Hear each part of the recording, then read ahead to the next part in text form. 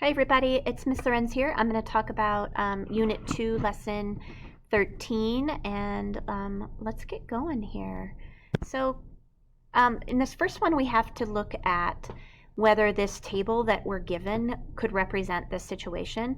Han is able to run 100 meters in 20 seconds, and he wonders how long it would take him to run 3,000 meters. So he didn't set up his table right. And the first time I looked at this, I thought that he did, but here's the problem. He doesn't have any labels on his table, and that makes it really confusing. So look at the table that I made right down here, you guys. What he did to get the numbers is correct. So 20 seconds to do 100 meters would be 1 second to do 5 meters. That's correct, absolutely. But do you see where he put the 3,000 in the wrong column? If he wants to know how long it would take him to run 3,000 meters, then the 3,000 should be in the meters column, and he put it in the seconds column. And so that made his table a little bit confusing. So what could he do to improve his table? He could label the table labels. And so if we were to fill out this last piece, we're not answering his question how long it would take him to run 3,000 meters. We're answering the question how many meters can he go in 3,000 seconds.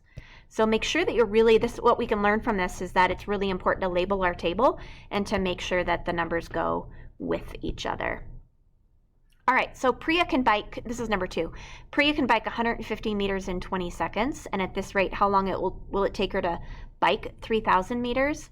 So what I did is I started with meters and seconds, so I wanted to label the table correctly, and then I started with the given ratio, 150 meters for 20 seconds.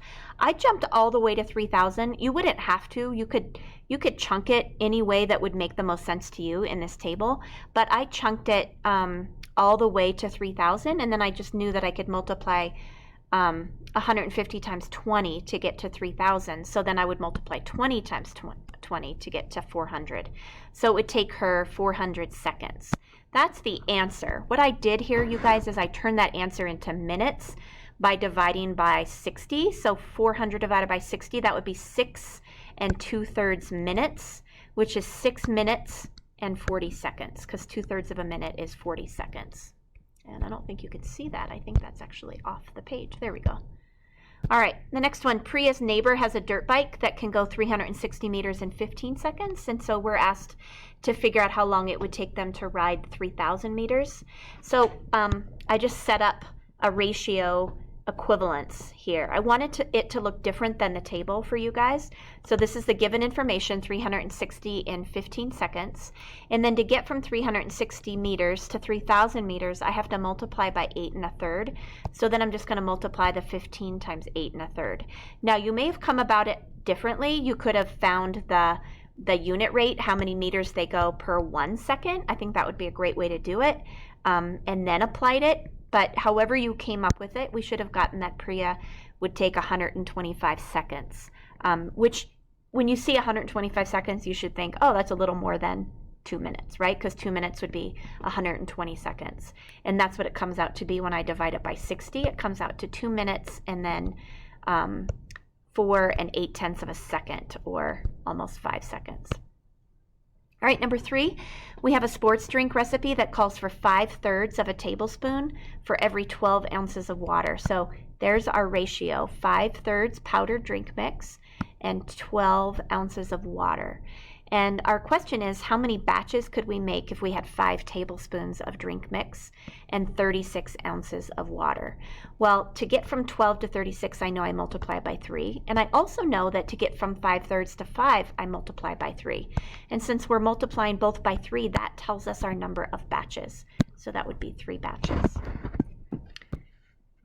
All right, make sure that you write down the word giraffe for full credit and some bonus on this correction piece.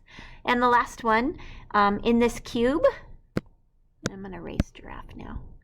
Hopefully you heard that.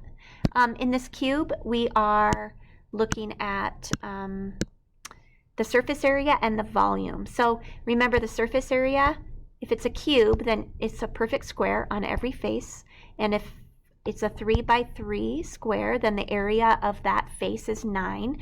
And we know that complete cube has 6 faces, and 9 times 6 is 54 square units.